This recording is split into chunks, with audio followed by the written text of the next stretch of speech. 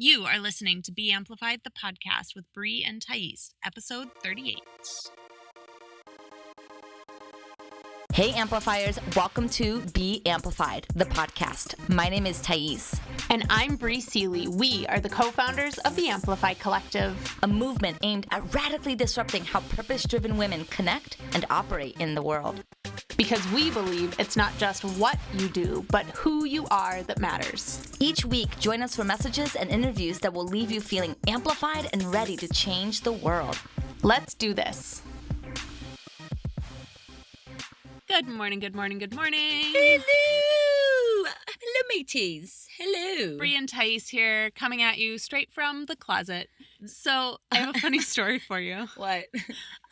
So I'm having people over tomorrow, right? You Yeah, know, like yeah. you're coming over. Well, yes, I know, because I am the honorary attendee. You're not the honorary attendee. You're the only required attendee. Like everyone else was given a choice about coming. You have to come. Yeah. So last Friday, the week before I'm having people over, I get this text from a girlfriend that's like, hey, we're on our way. Oh my God. We'll be there in a half an hour. And so her and her husband came over and hung out with me. Luckily, I wasn't doing anything. Luckily. And we hung out and had a glass of champagne. But Is there a point to the story? yeah, she and I talked a lot about our podcast. She's obsessed with our podcast. Well, we are obsessed with you, baby. Yeah. With you, listeners. She is lovely. And we were talking about us recording, and I was like, yeah, you know, we hang out in Thais's closet. And she was like, wait, do you actually hang out in Thais's closet? And I was like, yeah, we actually hang out in Thais's closet. Like we're kidding? Like we don't really? Like, yeah, what do you mean? She thought we were kidding, that we didn't actually like record in your closet. And I was like, no. We are actually sitting on meditation mats. That's amazing. And surrounded by Thais's We really clothes. are, though. And Bri today enters my closet. It smells a little musty in here. You know what, bitch? No, I'm kidding. So I want to read. But hold on. This is what it takes. Like, this yeah. is literally what it takes. I shit you not. Like, yeah. This is what it takes. And if you want to be successful, you got to do some crazy shit. On the note, I want to read a review that we received for our podcast. From someone, I don't know if you guys know her. Her name is Bri Thais. She left a review on our podcast, and she shares, "This podcast is my favorite part of every Monday. I love that I get to jam with the best of the best and my bestie every week and deliver high caliber conversations to the world." So if you want to be what like, inspired you to leave a review on our own podcast? if you want to be like Bri Thais, you should go leave a review for Be Amplified the podcast right now. In fact, I give you permission to hit pause. You can pause this episode right now. Just hit pause. Come back. Go write us a review. And be like Bri Thais. Even if you don't like us, just leave us a review. Positive review. Care. No, we care. We care very much. Well, I will say that we are officially now available for Android listeners as well. I don't know why it took us a fucking year before we made our podcast available for Android listeners. But it was so funny because I was sitting at home the other day and I was like, shit, my boyfriend can't listen to our podcast because he has an Android phone. And he loves our podcast, by the way. He thinks that we're fucking hilarious. He does, because I'm editing it and he's listening to it. He's amazing. Anyway, and then I'm like, wow, what presumptuous are we to believe that everybody in the world has an iPhone and that's Anyway, so I apologize to all you Android users. And you now get to catch up. So fucking leave us a review, bitch. Just kidding. But be like Bri Thais and leave us a review. We should make that a hashtag, be like Bri Thais. Be like, no, please don't do it. We don't need your head to be already bigger than it is. Just kidding. Enough. So we have a really good topic for you all today. And super exciting. This is our first sponsored episode. So Yes. we are really excited to growing share up. with you. Industrious has sponsored this episode. You'll hear a little bit more about them later on in the episode, but they're a phenomenal co-working space, and we love them. Yeah, we're possibly doing a mixer at their space at some point in the future, which is really cool. Their space is amazing. Beautiful. Yeah, and you guys get to have a free week by using. Don't tell them. You have to listen to the. Yeah, you have to listen. Right. But keep listening. Keep listening. There's a code that you can use. I bet you'll never guess what the code is to get a free week of co-working there. Okay, now that we've said that, we also have something that is super duper exciting, which is the doors for the Amplified Woman is open. We are so excited about the women that are joining this program. We cannot wait to start in just a couple more weeks. And we want to talk about one big element that inspired us to put together this program in this podcast episode today. Yeah, so what Tice and I get asked a lot, like, how do you guys manage it all? Like, How do you have it all? Yeah, how do you have it all? You guys have all these different moving parts and pieces. Each of you run 2 businesses. You know, you both have a thriving movement practice. You both have, I like how you call it a movement practice. well, it is a movement practice. I don't exercise. Spiritual people don't exercise. We I don't move. exercise. that quote right there. I'm going to say it again in case you didn't hear it. Spiritual people don't exercise. We move. We move. That was really good. Hashtag you're welcome. We get asked a lot about how do we manage to do it all? How do we have it all? And so as you might have seen, the episode for today is called Having It All. Yeah. But we have a surprise for you. We literally don't have it all. You can't have it all. And the idea of having it all is actually what's perpetuating a really broken system where we're being sold this idea that there are some women in the world that do have it all. And if we buy into their madly expensive programs and their madly expensive courses and things, then we're going to learn how to have it all. And then our life is going to be super easy. And perfect. And we're going to have the beautiful granite top kitchen counters with the white white and be cabinets. Instagram famous. And we're going to have the perfect whitewash everything and the perfect husband and the perfect baby and all the perfect things. I mean, it's really easy to be sold that. And I feel like entrepreneurs are being sold that more and more because we're recognizing and realizing how fucking hard entrepreneurship is. So when we see a holy grail of sorts, when we see a woman who's seemingly doing it so easily and having it all, we can't help but be sucked into the idea that somehow if we just do what they're doing, we're going to have it all. And so we kind of tricked you guys. You're welcome. Because the fact of the matter is, Bri and I don't have it all.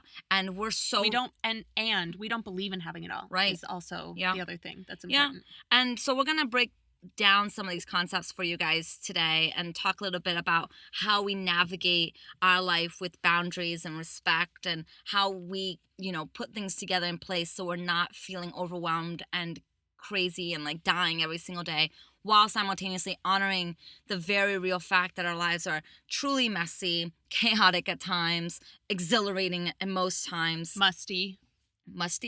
Oh, you're so funny, Bri. You're so funny. I'll do what I can. And we're just going to have a conversation around that, okay? So buckle your seatbelts. Ready, go. And let's have the conversazione. Okay, so first off, I feel like we need to demystify why the idea of having it all really perpetuates a broken system. Do you want to begin? Oh, thanks. You're welcome. Do I want to begin? All right, what brilliance do I have to say about this? So, I mean, as you all know, I feel like my time in fashion really, really, really hits on this. Yeah, and I bet. It's all of that marketing, all that sales stuff to show you how basically fucked up your life is. And the coaching industry is really good at this. It's really good at showing you how broken you are. Fashion ads are so good at showing you how terrible your body is and how you're not blonde enough. By exhibiting the perfect ideal. Exactly. This idea of what's quote unquote perfect. I'm really glad that culture. You brought up the fashion world. I'm so glad you started with that because I feel like that is the industry I feel like that capitalizes on women feeling not enough the most. Totally. I mean, the whole Photoshop issue. Oh, yeah. The manipulation of images to make women look more perfect and more skinny and no thighs touching and all the things and even down to changing the color of their skin and lightening up their hair and changing the colors of their eyes, and it's ridiculous and it keeps us so broken and we continue to feed into it. Well, what's interesting is that the fashion world is basically run by men. Yep. Correct me if I'm wrong. But the head of all these big magazines, the head of all these big fashion brands, they're men. Well, I don't know about the heads of them. Like, obviously, Vogue is run by a woman.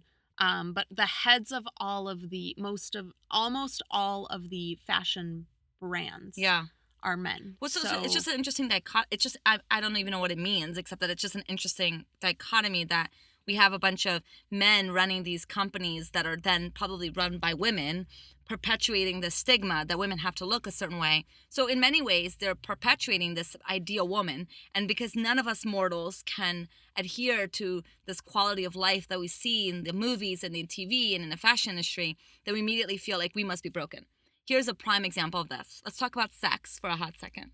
Ooh, I've been waiting for sex to come up. You know, my mom listens to this every week. We love you, Mama Sealy. I'm going to get a text right now being like, oh, God. No, but this is really, really good. If you notice in movies, whenever there is a sex scene, especially by two new people, it always seems pretty fantastic, right? Usually the man orgasms, the woman doesn't. You know, that's not the point of the sex, I guess, is not to have woman feel pleasure. But sometimes they show the woman orgasming as well. But it's usually this perfect instantaneous chemistry, and they get all messy and delicious and they have erotic sex, and then happily ever after. I mean, most movies depict sex in that way, but in the real world, that's not how it goes almost ever. The first time you have sex with someone, it's uncomfortable. It's awkward. You're like staring at each other's There's naked bits, and you're like, insecurities. you're right, there's insecurities. Our bodies are not these perfect actresses' bodies. You know, The lighting isn't perfect. exactly. The mood isn't always perfect. Our neighbors playing music really loud, right? So Oh my gosh, my neighbors below me in Washington. they blew you? No, below me. Oh. My neighbors below me, when I lived in an apartment complex in Washington, I could tell every time they were having sex because they'd play Seal's Kiss by a Rose. I'm sorry. I can't handle this fact. That guy was clearly watching a lot of movies. Okay. I can't believe I just remembered that. Bri is like so red right now from laughing. I'm crying. I'm laughing so So sex is just one tiny, I think, great way of seeing how this perfect model of what sex is supposed to look like doesn't at all get reflected in the real world. So then you obviously think that you then must be fucked up and wrong and bad because sex is awkward like and it's not happening like that for you. Exactly. Yeah, and the thing that bothers me the most about all this stuff is it's someone else's ideals. Like, it is someone else's ideals, and they are pushing their ideals on you to conform to their ideals. Yeah. And so much of the work I do with women is like, what do you want? Yeah. Like, fuck what, the industry says. Fuck what the fashion people are they're trying to sell you. They're trying to get your money. Yeah. Fuck all that stuff. And like, what do you want? What works for you? So then we are led from this belief that we're broken and we're wrong and corrupt and all the stuff into the entrepreneurial scene, where it's very then easy for us to paint our lives in such a way on social media to elicit a desire within other women to want what you have. And that's how we see a lot of women build authority. They have a rags to riches story, If you go to any about page that has the rags to riches story as their number one claim to authority, run the fuck away. Because it's not a real sense of authority. So you have one person have a rags to riches story, and they obviously don't share the outer elements that inspired this rags to riches story. They only show one aspect of the rags to riches story. Well, they show the beginning and the end. Right. They don't show the middle. Thais and I talked, I'm sure she's mentioned before, there's a story in U Squared where it talks about, like, if you were to walk into the middle of a surgery. Yes. That it would look like a murder scene. Yes. Right? So a lot of people focus on the, like, before and after. Because it's inspiring. It's It transformational. You see, it's totally inspiring. You see people's bodies before and after they work out, and it's so inspiring, and we want that after. But you don't see the middle shit where it's fucking hard. And so it's a manipulation. They play on certain unconscious triggers. It's called social triggers. It's these triggers that people are trying to elicit within you to make them feel like an authority, and so then you buy from them. But the reason why this is problematic is because they're selling you a concept that is far removed from your reality.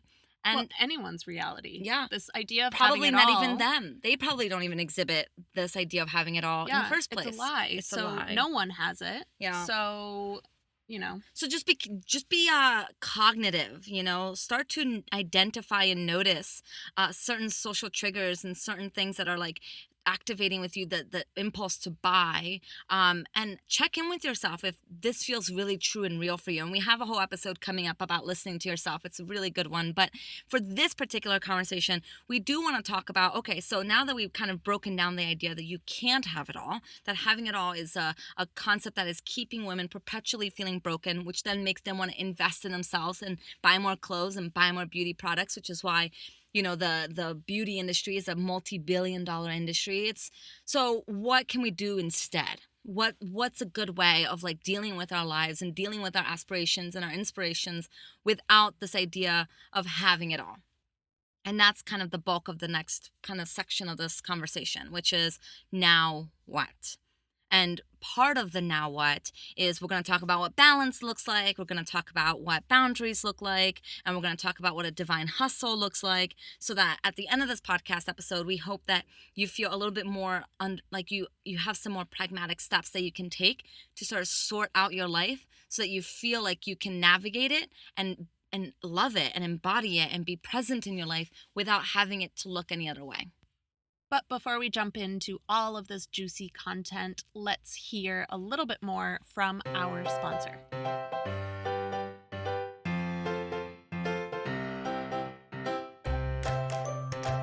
This episode is sponsored by Industrious. Industrious is redefining co-working with stunning offices across the U.S., inviting hospitality and an inspiring community. Whether you're looking for a 6-person office or shared co-working space, their convenient monthly memberships can accommodate your business needs. Industrious members enjoy 24-hour access to their locations, breakfast and coffee served daily, affordable parking, and a tentative staff on site. You can visit industriousoffice.com to tour a location near you. And you can get a free week of premium co-working at their LA location when you mention Be Amplified.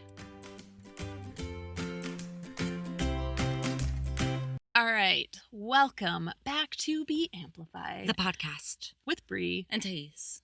Dun dun dun. Okay, so we're gonna start off like Thais just said before the commercial break. We feel We so sound fancy so right fancy. now. I know. We're like two little girls right now being like, oh my God. Although we're very mature and Grounded, sophisticated, wise wise women who is humbled and grateful for Industrious. All right, let's move on. And we're back. So topic number 1 when it comes to having it all or not having it all is balance. Okay, so first off, I know that there's kind of two pools of people. I don't believe in balance. I believe that we should just focus on what's in front of you, like fuck balance, right? So that's the one pool. And the other pool is, I definitely believe that there can be a balance. It just looks different every single day, and you kind of have to go with that. I love that you just now using your voice didn't discriminate against one or the other. They were the same voice. They were the same voice. That was good. Yeah, because I feel like both, even though I chose to put on the Valley Girl accent for some odd reason, I'm not condemning those two pools of thought. I just want to separate them for you. So I don't know. I feel like somewhere in the middle is kind of the right approach to balance, and maybe it's different for each person who's listening, but one thing is true is that when you're fully engaged in your work, why would you consciously unengage yourself and then add something else to your life that doesn't inspire you? Does that make sense? No. It's like if I'm like in this flow, let's say in my business, and I'm just finding like, just let's say on a Monday or whatever, on a Tuesday, I'm in flow with my business and I'm feeling good. I'm being creatively inspired right now. I'm writing a lot. And then I suddenly think, shit, I have to balance. I have to exercise today because working 10 hours at my desk isn't healthy. And so then you get up and you break that flow and then you go work out. I mean, that could be the concept of balance, because maybe working 10 hours a day isn't necessarily healthy. But if you're in that creative flow, why would you break that to add something else in? Does that make sense? Kind of. So the way that I see balance is that, I look at about 8 different areas of my life. And the way I see it is that you can't give 100% in every single area. In the moment, you can. Like right now, in this moment, I'm giving 100% to this podcast. But, in 3 hours, when we're done podcasting, I can't give 100% to the podcast because then obviously, anyways. So I look at it on a grander scale of my day, like how can I allocate, if I have, say, 10 pieces of the pie, how can I allocate my day to spend time and attention in each of those areas? So, maybe 10% goes here and 15% goes there, like what that looks like. So, Yeah, I mean, um, I don't know. I feel like just the entire concept of balance stems from the broken idea of having it all. I think it depends on how you approach balance. Like, I don't even know what having a balanced life would even look like. I mean, for me, like I said, it's making sure that I'm not just addressing my business, but I'm also addressing my heart, and I'm also addressing my physical body, and I'm also addressing my health, and I'm also addressing my but don't you relationships feel and like things that can like that. easily turn into like a laundry list of like things that you have to do every day? Oh yeah, no, it is. I mean, the relationship section, thanks to Thais, is always at like 90%. Just kidding. Oh, It is a laundry list. I mean, I don't know. I get the And so this isn't to say too that I touch on every aspect every day. yeah I'm going to do yoga tonight. So tomorrow morning when I get up, I'm probably not going to do yoga again. So my yeah physical movement tomorrow might not be as high as it was today, but that doesn't mean that it's bad. yeah yeah. This is interesting. I feel like eh, what you focus on grows. If you're focusing on well, what am I trying to say? This is so good that we're having this conversation because I feel like we're still navigating what it looks like for us. So I think focus to me comes more in the moment. So Yeah, balance is more of like a bigger picture thing to me, interesting. where focus is more like, and actually focus and attention is one of the major things that I'm working on right now. Yeah, Um, so for me, I think focus comes more in the now, yeah. where balance comes more either on a day or a week or a month kind of a level. What if balance was really just an energy of feeling like you're living a holistic life no matter what you're doing in the moment? Like maybe that's what a balance is. Maybe balance is an internal temperature where no matter what you're doing in your life, you can flow with the grace of life because you're feeling whole within yourself. For example, when I used to obsess over my body and obsess over my weight and obsess over exercising, if I went on vacation, I felt so off center because I didn't have my regimented food schedule. I didn't have my regimented workout schedule. And then I immediately felt fat and blah, blah, blah. I don't know if being regimented was balanced. And I don't know. I don't think that being regimented was balanced. And I know that being off regimented didn't feel like balance either. But I think the work that I've done to get myself to a point where I'm not addicted to food, I'm not addicted to exercise, has led me to now be able to flow with the need for my body to move, but also if I'm on vacation, to not feel that pressure to move. So maybe that to me feels like a better way of describing balance, like an internal capacity to flow and move with life while still maintaining a sense of wholeness within yourself.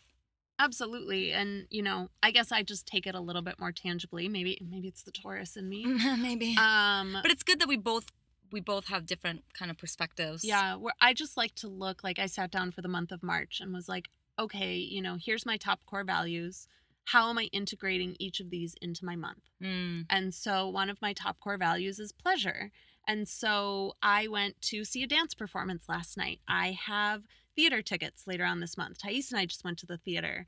I'm going to an art museum later on this month. I'm traveling to see my family. Like, so I categorize all that stuff under pleasure, and then yeah. it's just integrating that stuff. And this aerial yoga thing that I'm obsessed with now has become a part of that as well, has Yeah. become a part of pleasure. So making sure that I'm committing to go experience that twice a week, and that feels balanced to me. But then Yeah. of course to my work, which we all know is a huge focus for both of us. Yeah. So But maybe you're talking about a balanced life, and I'm talking about a balanced being. So maybe it's an integration of both of them. So what's really cool about how Bri and I kind of work together in our coaching experiences is that we have such a oftentimes different way of looking at things that we can really create a more holistic experience for our clients, which is what I'm really excited about for the Amplified Woman. Just an opportunity to get both perspectives, and then you get to decide and see what lands for you, what works for yeah. you. It's something that I think is very, very unique about this program is our two different experiences and perspective. You have my Gemini, you have her Oh Taurus. God. It's good stuff. It's good stuff. I don't know if I would call it that good, Uh, but hey, it's very good. it's challenging on a personal level. Well, just for you. Oh, I'm just, bullshit. I'm Oh, just, bullshit. I'm just helping you, unground a little bit, get into. Oh, bullshit. Okay, so. Topic number 2, boundaries. I Oh, love yeah. boundaries. Yeah, this was a big one. We had a dinner party a couple weeks ago, and we talked about screwing the hustle. And this was a big one where people expressed, well, I don't know when my life ends and my business begins, and my business ends and my life begins. And it's also intermeshed that I find myself working all the time, and I don't really know how to separate the two, and how, if I want to separate the two. And The thing about that for me is that if you are working all the time and if you don't have those boundaries, then like I was talking about just before, the other areas of your life get neglected. right. Your relationships suffer, your body goes to shit, you stop eating right, you like all those things. And so for me, this is a huge part of balance, is Yeah. having boundaries and being able to say, no, I'm putting my foot down. I cannot work anymore today. Yeah. I need to add in movement or food or this or that or whatever. And part of having effective boundaries is not like a one-time thing. It's a continual commitment and decision to being unapologetic about your values and about what's important to you in that moment. And this unapologeticness is a lot of what we're going to be diving into in The Amplified Woman, because it's easy to say, well, you should have boundaries around this, and you should be able to communicate this with people and whatever. But it's a lot harder when we feel bad or sorry, or we feel like we're letting people down because we're people pleasers and we don't know how to navigate that. Like, this is why we're putting together the 6-month program, is because we understand that boundary setting is extremely difficult for women, especially since we love to give and we have such a hard time receiving. We have such a hard time asking for what we want. We're just much more likely to do it ourselves, and then we feel like the whole weight of the world is on our shoulders, and we can't trust our husbands with our children, so we never let our children out of our sight, and then we feel burnt out. It's a whole spiral of things, and it's not working. So anyway, I just thought it was important to acknowledge that The Amplified Woman is really, really going to be diving into this. Yeah, I mean, I love boundaries. Do you know one of my favorite words? No? Yep. Boundaries is one of your favorite words? No is my favorite Oh, word. no. You had it right the first time. Yeah. I love really, That's like, because you're an only child. even, well, I mean, we love you, Michaela.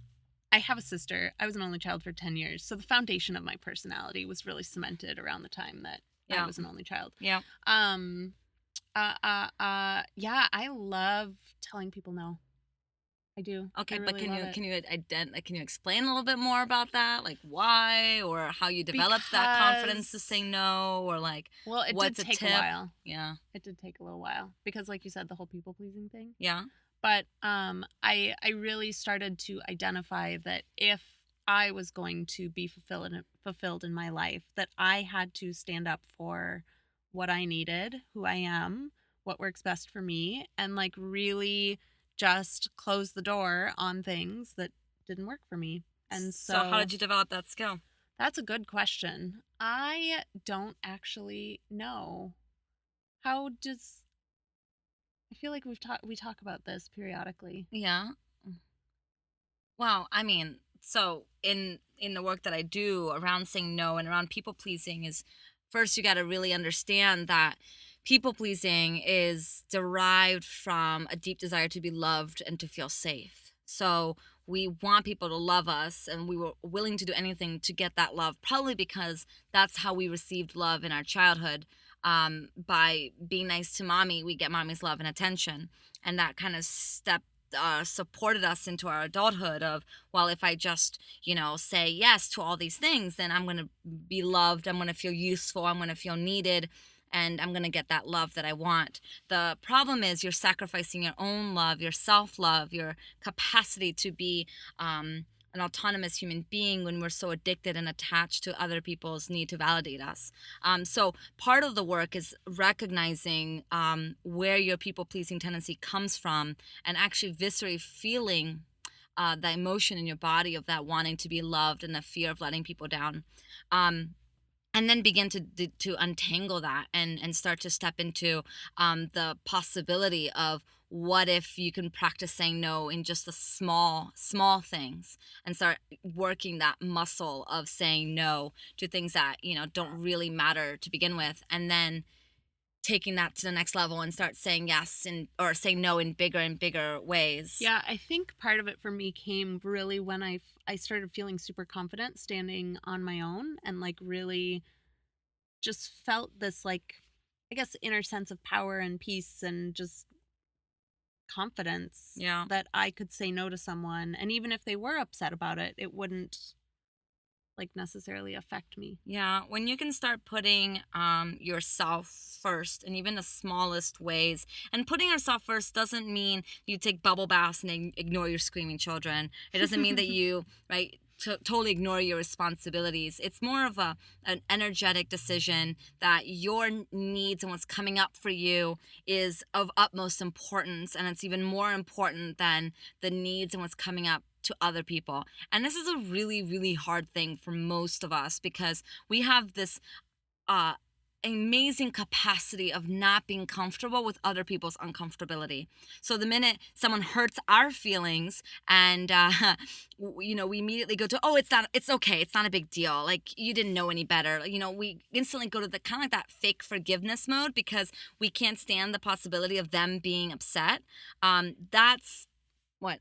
Let me give you a real life example of this. Sure. So the week before I left for Bali, I'd been seeing this guy, and I knew that I didn't want to see him any longer. And so the day I was leaving for Bali, I called him and I was like, hey, just wanted to talk to you. Like, I don't really feel like this is working out, and I don't think we should see each other when I get back. And he was like, no, but it's still early. Like, it's fine. We can, we can hang out when you get back, blah, blah, blah, blah, blah, all this stuff. And I totally stepped down. Like, I totally was not in my power. I backed off and I was like, yeah, okay. I mean, And this is a great example of you not being able to hold space for his uncomfortable and heartbreak and his negative experience. So you are willing to sacrifice yourself and your needs and your well-being for this other person. We do this constantly. That's totally what happened. Like, I wasn't willing to stand up for myself enough and deal with his disappointment and his hurt. Yeah. And so I just backed down from what I knew to be true in my heart. So a lot of times we have a really hard time holding other people's emotions and allowing them to be in whatever experience they're having without making it be about us, because we can't even hold our own experiences because we have a hard time holding on to our hurt, our disappointments, our fears. And so the work that I do with my clients is I really support them in creating a self-sustainability within themselves of being able to have a container to hold their sadness, their anger, their grief, the natural experiences of the human life, of this human beingness that we all are. And when you can start to hold, access, hold, and love and be in tender care of our hearts, we're then much more likely to be strong within ourselves when somebody else wants something of us that risks our values or, puts us in a position of a space that we don't want to be in. It's really cool work. I'm fucking fascinated with this shit. But so let's talk quickly about a really applicable thing for female, like for entrepreneurs in general. So this was something that I dealt with a lot at the beginning of my entrepreneurial journey, is this idea of taking every coffee meeting that gets offered to you, or taking every outreach. I love what you did in this article. Would you be willing to have a cup of coffee with me? I just want to pick your brain and just think, like, how did you do it? So let me give you a little secret. If you are committing to live life as a whole life entrepreneur, you are going to have boundaries. Because if you are taking all of your focus and putting, your balance, you're off balance, and you're saying yes to all of these things, you are not going to have the time in your life to address your business desires, do the physical movement that you want, like all the things that we just talked about in balance. And so I feel like balance and boundaries go hand in hand. You are not going to be able to find balance in your life if you are not setting boundaries, if you are not saying no, if you are not just standing for what's important in your life. One thing that I have seen people do is they create like a 1 hour session for like whatever, like let's just say $50. And if they get an invitation, oh, I would love to pick your brain, to respond with, this is actually a service that I offer. It's specifically pick your brain for an hour session for $50. If you're interested, here's a link to sign up. And so it can help you be a little bit more clear on your boundaries, to know that even if you're a health coach and you don't do, let's say, business coaching, and someone wants to know what you did for that awesome webinar, do you remember how much effort and time it took for you to learn how to do what you did to get to where you are? Like that's valuable. That's a valuable information and lessons that you've learned. And it's important that you honor that, and you honor yourself, and you honor the fact that you've done a lot of work to get to where you are. So give them the session, but charge them for it. At least it will make you feel like you're being validated for your information. Yeah, so whole life entrepreneur requires boundaries and balance. So one thing that's really interesting is when you start to do the internal work that I've talked about earlier, and you start being able to hold a space for yourself, and you start feeling more grounded and embodied in your being, and like Bri said, like feeling just more confident in your no, it's amazing at how the people that you attract just naturally start to honor those boundaries. I get the question a lot.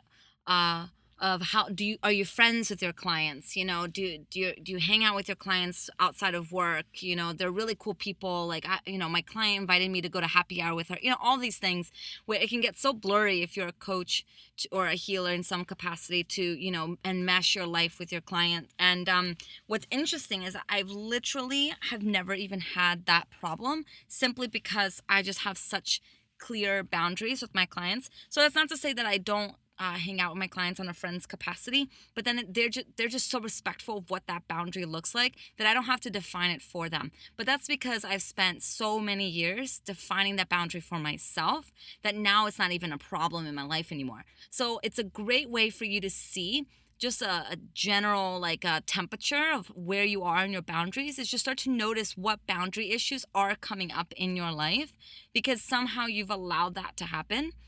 And then you can start to take action on which of these, boundary issues are you going to start tackling first. And last but not least, the third thing we are going to talk about in relation to not having it all is the divine hustle. Okay, talk to me about it. So this was the big conversation on my side of the table a few weeks ago at our dinner party. We talked a lot about, this whole idea that hustle is bad. And Thais and I very much disagree with the hustle. If you're working 18 hours a day, you should not get a medal for it. You should get a lobotomy. So Thais and I do not believe in the hustle. So we had a whole dinner conversation about it at one of our Amplified Dines events.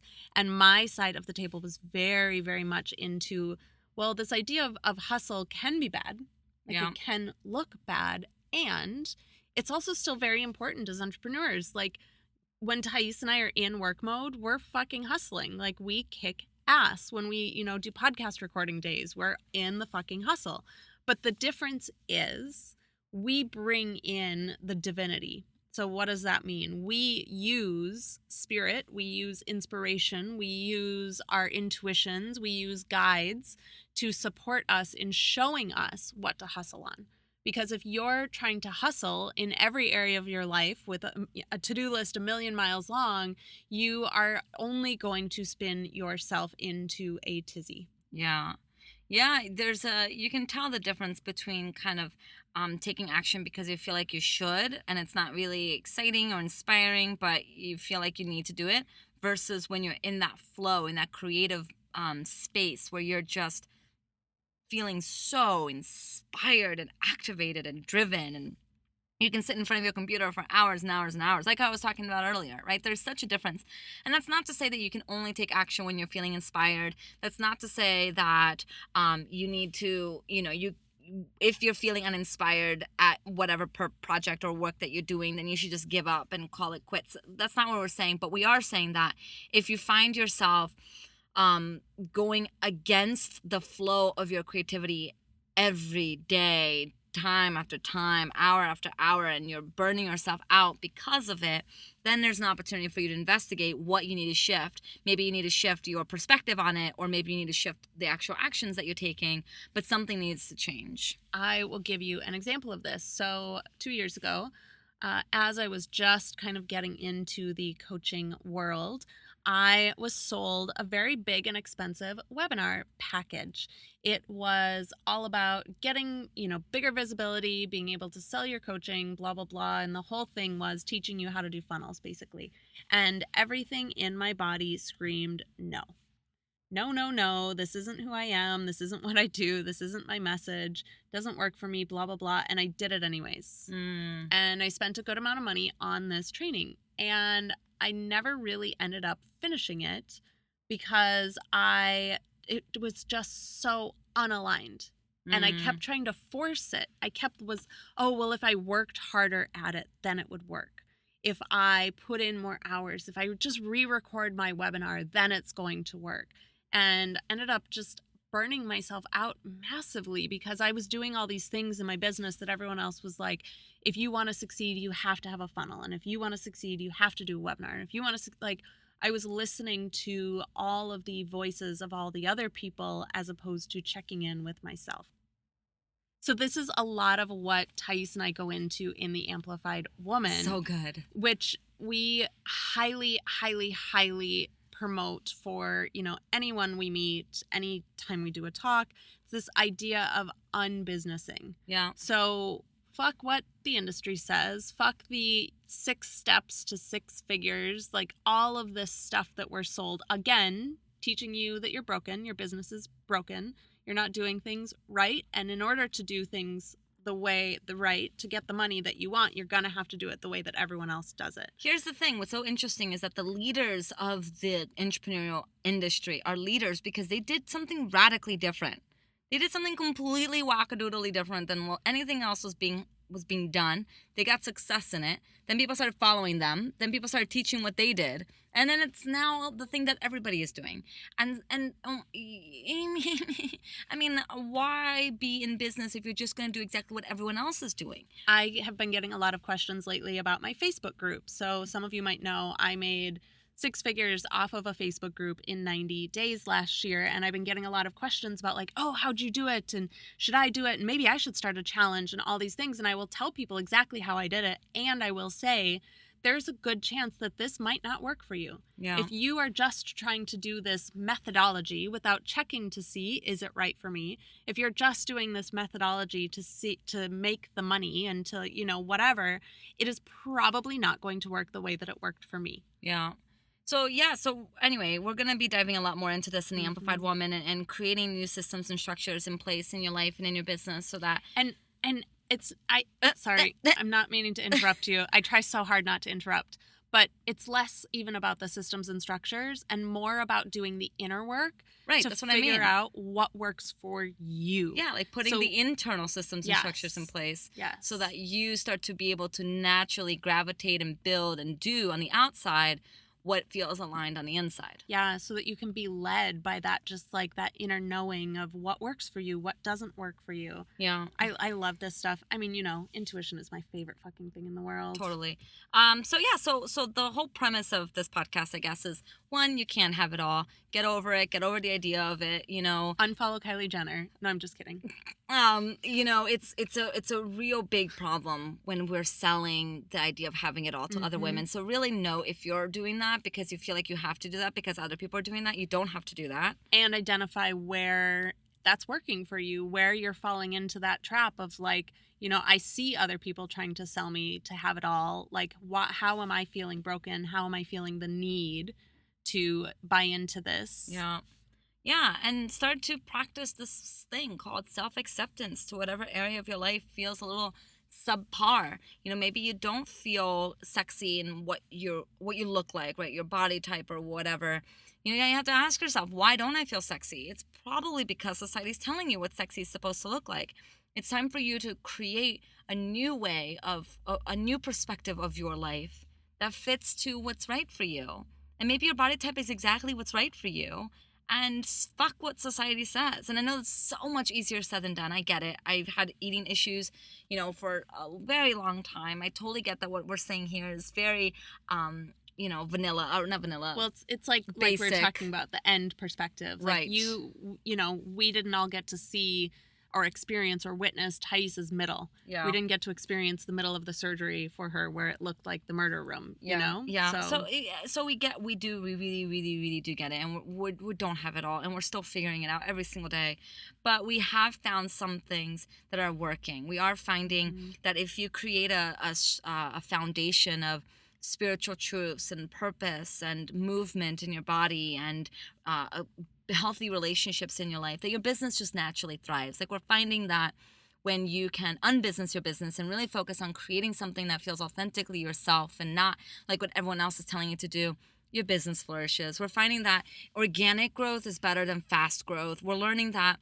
6 figures doesn't mean that you're rich. 6 figures doesn't mean anything. It just means $100,000, right, or more. But what really, really matters is the heart and the energy of which you are pouring your life and your experiences into. And there's just another depth to entrepreneurship that we're finding is healing us and is inviting us to step into a holistic life experience, and that's what we want for you as well. Well, and the radical notion of, are you ready? What? The more you thrive as a woman, the more your business will thrive. Yes. We so often, in putting other people's needs before ours, we also often put our business before our needs. Yeah. And if we're not doing well as humans, as women in the world, of course our business is going to suffer. Yeah. Yeah. So we are openly inviting women to be part of this 6-month journey with us to really get down to the heart of what works for your business, what works for you, who are you, what are you creating in the world, and yeah. So you can learn more at www.theamplifycollective.com/incubator. We are accepting applications until April 7th, so you do have a little bit of time to consider if this feels right for you.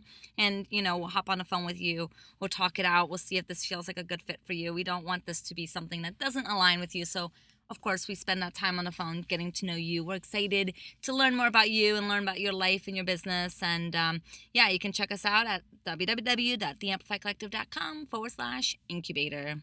And before we wrap up, we have to do one more shout out and thank you to Industrious for being an amazing sponsor. We love you. We are doing an event with them and we cannot wait. And as usual, if you would like to find us on all the socials, you can type in The Amplify Co, THE Amplify Co, and come jam with us on the interwebs. We will talk to you all soon.